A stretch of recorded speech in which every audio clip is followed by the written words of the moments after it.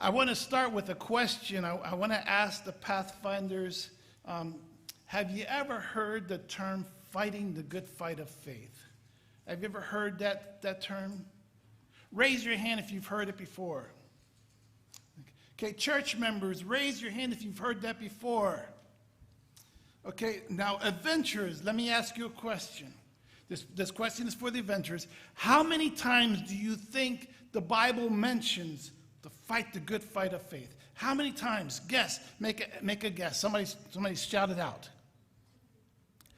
Shout out a number. 675. Wow, 675.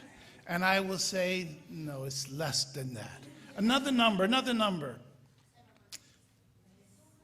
200, less than 200. Another number.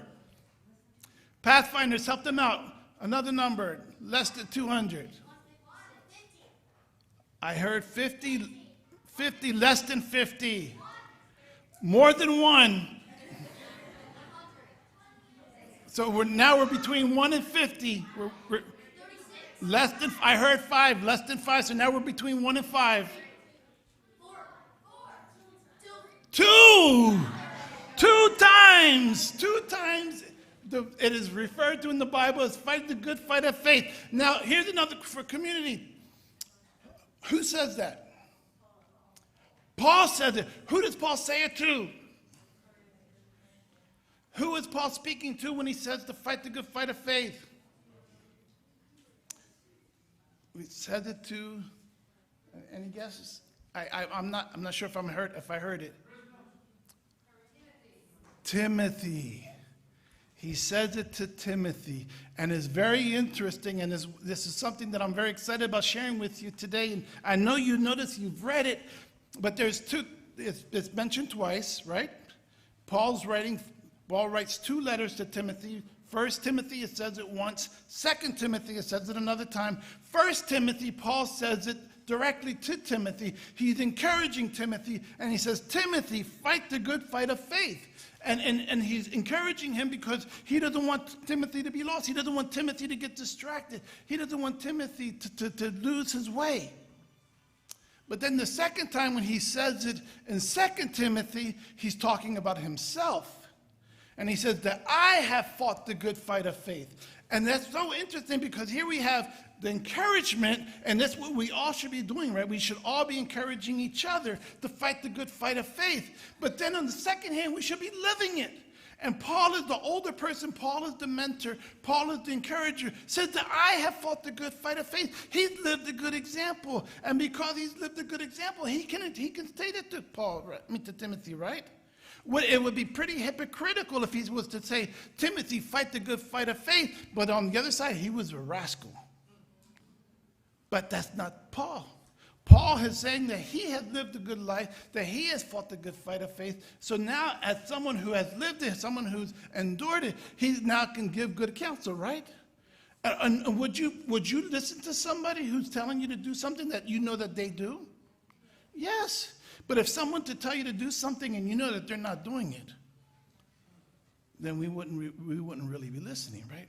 So what does it mean to fight the good fight of faith? Well, let me ask you a better question. What's a bad fight? Have you ever been a part of a bad fight? A no-nonsense, good-for-nothing fight? A fight that doesn't go anywhere? A fight that doesn't accomplish anything? It's not a good... I want to share a testimony with you. I attended public school. I didn't become an Adventist until I was in the 10th grade. So I was already in public school. So I just stayed in public school. I learned about an Adventist school to go to, but I was already rooted in a public school, so I stayed there. And I was there because I had a girlfriend. So I was, and the girlfriend was the one that brought me into the church. But one of the things that I loved doing in high school was I loved going to the sporting, especially a public school. You know, you have your baseball team, your basketball team, your football team. I used to love to go to the sporting events, except for one, and that was football. I could never go to the football games because the football games, once I became an Adventist, the football games were always played on Sabbath. So I couldn't go to the football games. except for one game a year, and that one game a year was on Thanksgiving Day. They would call it the turkey game. It was always the same. It was always against the same rival high school. So one year it would be in their home stadium. The next year it would be at the other stadium. And in my junior year of high school, the game was in our high school stadium. So my girlfriend, who's not my wife, my girlfriend and I went to that football game. It was one of the only ones we could go to, again, because it was not on the Sabbath. So it was a rival football game, and that's not where I'm going with good fight, because that's not what happened at the game. It was sometime in the middle of the game when we were sitting on, if you can imagine, how many of you attend public school? If you've been to a public high school, maybe your football field was like this too. The football field was inside the track that school would use as a running track, but then inside was the football field. And so there were two entrances. One entrance on the other side was for the visitors, and the one on this side was for the home team fans. And that's where we would enter, and we would sit on those nice solid bleachers, while the fans or the opposing team visitors would have to sit on those metal portable bleachers. They didn't get the comfortable seats. But here came in the visitors. Sometime during the middle of the game, people came into the game that were not welcome. And why they chose this location, nobody seems to know. It was reported in the newspaper later that none of them had any affiliation with any high school. There were two rival motorcycle gangs. Came in through the visitors' entrance. Two rival, which means they didn't like each other. And they chose this location on this day to have a confrontation. Here we are in a stadium filled with high school students. And then these two groups of adults come in, start to argue, and start to shoot at one another. When the sound of the pops of their guns, it was like a wave. Everybody just hit the floor. And I remember falling down and looking and seeing the football players falling down and everybody. And then it was that first shock. And then the second wave was everybody getting up and running out. And there was one small entrance and exit. Everybody's trying to rush for that one exit. 12 people were hurt that day, either by getting shot or by getting trampled. None of them had any affiliation with either high school. Let me tell you what the newspapers shared was the motivation for that fight. And you tell me if this is a good fight. You see, the two motorcycle gangs at one time used to be one gang. They were actually friends at one point. But then they split, became two different gangs. But because the second gang was still wearing the same colors on the back of their jacket as the first gang, they had issues. And they began to fight at a high school football game over the colors on a jacket. Good fight? Worthwhile fight? Worthy fight? Such a sad day. You can still Google it, and you can read the newspaper accounts of that day. The colors on their jacket. Here, we fight a spiritual fight, and it's a worthy fight. To endure.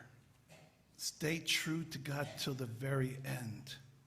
May our lives be examples so that others can see that we have endured, that we are fighting the good fight of faith. Paul encourages Timothy. Paul says, I'm doing it myself. The end of 2023 wasn't very good for me. I had my challenges toward the end of 2023. In August of 2023, my dad died. My dad was 88 years old. My dad didn't live a godly life.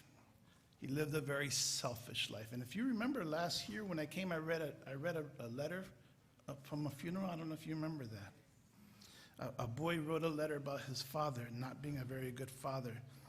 And that was my experience, and that's why that letter, when I read it then, not knowing that one day that so soon my father would pass too. But this is the experience that my father died, and his funeral was in the state of Connecticut. I was asked if I would come, but I did not go. I didn't have that connection with my father. I never had a connection with my father. But they were going to live stream it, so I said at least I would watch it on live stream. Out of my 6 siblings, 1 went to the funeral. And this was his reaction. My oldest brother, Eddie. Let me tell you about my oldest brother, Eddie. He didn't grow up Christian. In fact, he did not believe in God at all. And I remember very clearly when we were young, and we were sitting around a table together. My brother was just barely a teenager. There was a movie that came out that was a very scary movie, and he asked my mom permission to let him go to see this movie, and my mother said no. And she was trying to protect him. She did not want him to be exposed to that kind of that evil influence, but he kept saying, I want to go, I want to go, I want to go. And I remember very clearly these words that he said that came out of a young teenage mouth. He said, Mom, if I don't believe in God, I don't believe in the devil. Can I go? And my mother said, go. And I remember my brother was a teenager, went to see this movie. And I remember for like the next week, my brother slept in my mom's bed. For the fear that he got from watching that evil movie. But that was my brother, and that was the life that he chose to live onward until December 7th, I lost my mom. My mom lived a different life. My mother truly was a dedicated Christian woman. My mother was an Adventist in that same church that Pastor Joe preached at, the same church that I grew up in. In fact, I had the privilege of baptizing my mom in 2000. And here it was so many years later, my mother, 87, resting on her bed in the hospital. I whispered in my mom's ear. I said, Mom, do you know that you're dying? And she said, yes. She said, Papa, nobody lives forever. I said, Mom, are you scared? And she said, no. I said, Mom, do you believe you're going to meet Jesus? And she said, yes. You see, my mom fought the good fight. My mom endured many, many challenges over the years. But that wasn't the only part. The blessing for me that I received in all of this experience was watching my brother Eddie. You see, my brother Eddie went to my father's funeral. He saw that. He saw that not one person stood up to give a positive eulogy about my father. There was no religious part to it. There was no speaker. There was no pastor. There was no priest. There was nothing at his funeral. And my brother left there saying, there has to be more to this. This can't be everything. The thought of when he does, what is his death going to be like? So my brother, coming to my mom's bedside, whispered in her ear, and he said, Mom, I'm a Christian. He said, Mom, because you've been a Christian, your example has led me to be a Christian. and I saw the trickle of tear come down my mom's eye, and my tears coming down, and everybody who was in the room going and seeing the trickle that was coming down because my brother gave his life to Jesus at that very moment. My brother Eddie, the one who wanted to watch that horror movie, the one who lived saying that God did not exist, he said, I have so much making up to do. My brother Eddie, immediately after got in contact with, I don't know what service, and he went on a mission trip. My brother Eddie, who was just freshly joined into the church, went to the country of Turkey as a missionary just to tell people that Jesus loves them. And he was just finding out for himself. He was just right now, because of the testimony of my mother, because my mother didn't give up the fight. My mother endured the fight. Adventist Home says, it is impossible for any of us to live in such a way that we shall not cast an influence in the world. No member of the family can enclose himself within himself, where other members of the family should not feel his influence and spirit.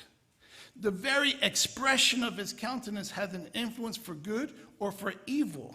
His spirit, his words, his actions, his attitude towards others are unmistakable. If he is living in selfishness, he surrounds his soul with a malarious atmosphere where if he is filled with the love of Christ, he will manifest courtesy, kindness, tender regard for the feelings of others, and will communicate to his associates by his acts of love a tender, grateful, happy feeling. It will be made manifest that he is living for Jesus and daily learning lessons at his feet, receiving his light and his peace. And he will be able to say to the Lord, thy gentleness had made me great.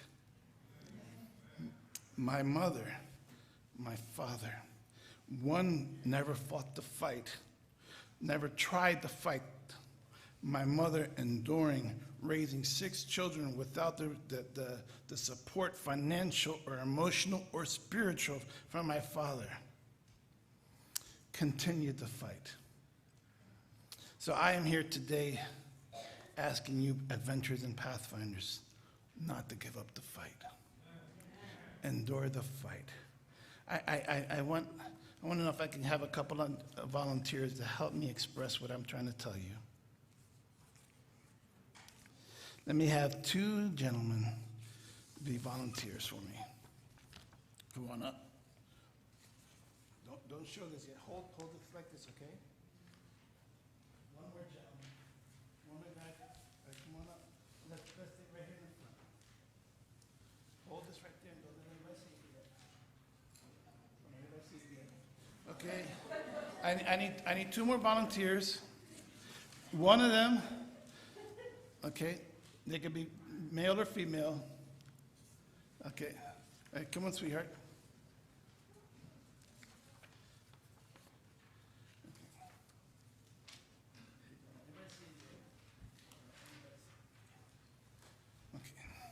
See, one of the biggest challenges I think our young people deal with, and I've had the privilege of working with youth for many years and have seen it, and I pray that we as adults can always be the representative, right? We could always be that encourager, that mentor, that example.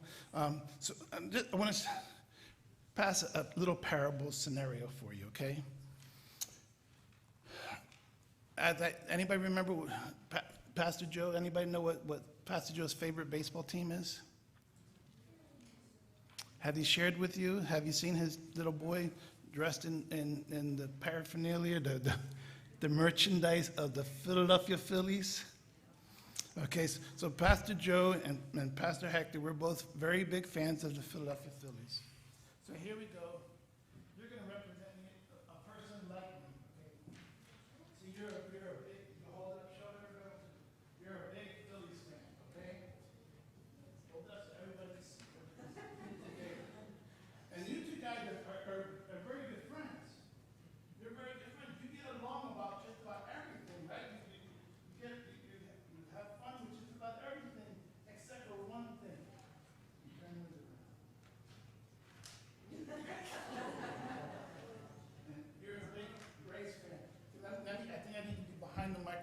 So, okay, so one day, the Phillies fan, well, all of them actually, they wake up and it's all over the news.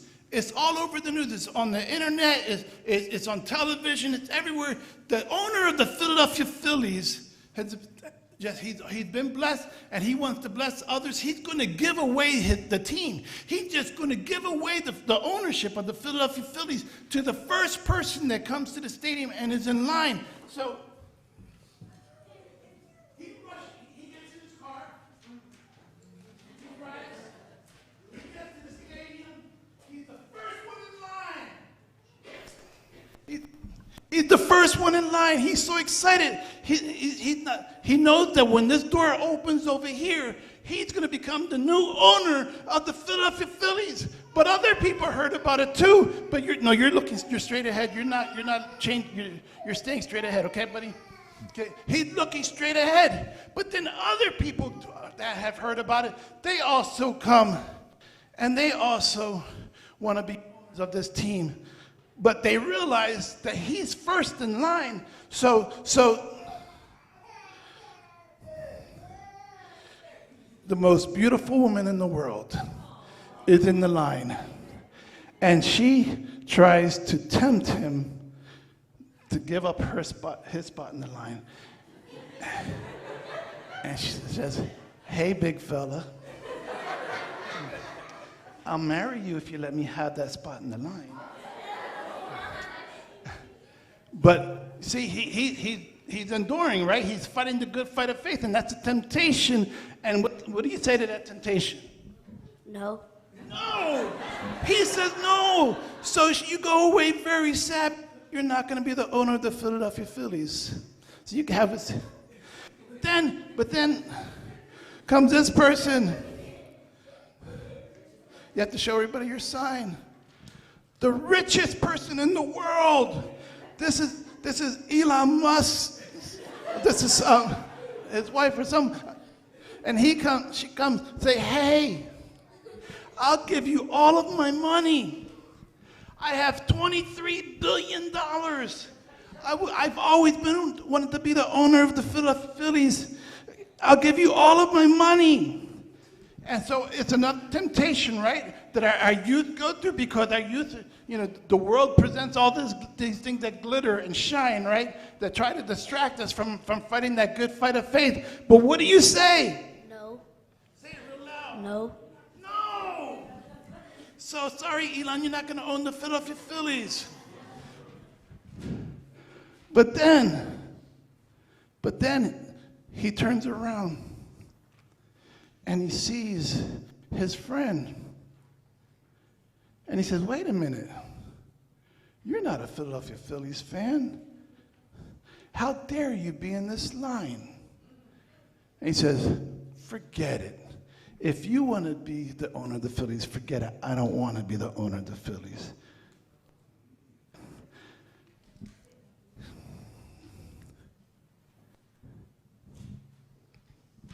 Does that make sense? Spiritually, does that make sense? Sometimes our young people leave the church because they see hypocrites in the church. Sometimes they leave the church because they think that adults are telling them to fight the good fight of faith, but they're not fighting it. Thank you.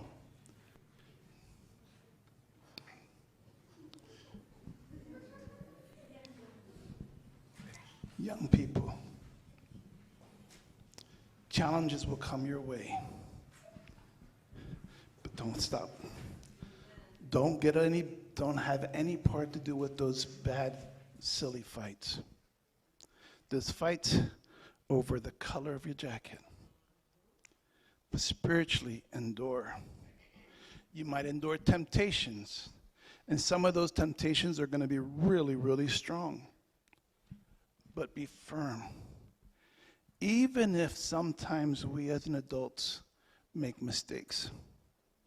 Even if when we adults leave bad examples.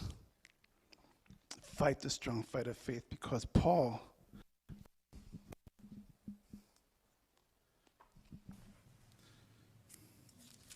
In 2 Timothy chapter 4, when he talks about fighting that good fight of faith, he gives a promise.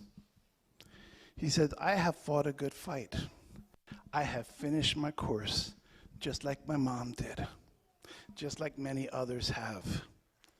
And I have kept the faith.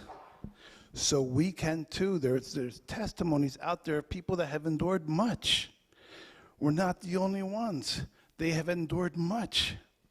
From now on, a crown of righteousness is laid up for me, which the Lord, the righteous judge, will give me on that day.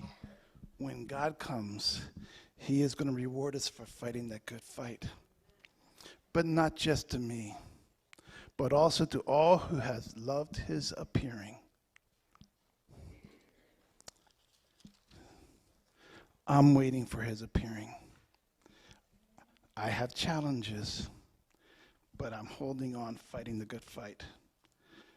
As Paul, I'm encouraging you, Timothys, hold on, fight the good fight. There will be challenges, but endure to the end.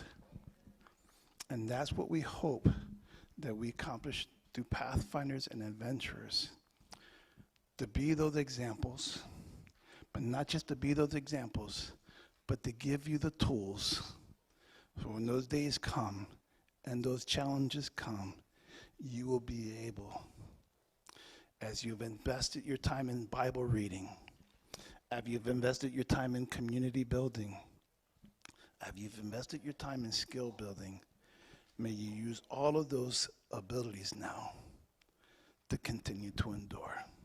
Let's bow our heads.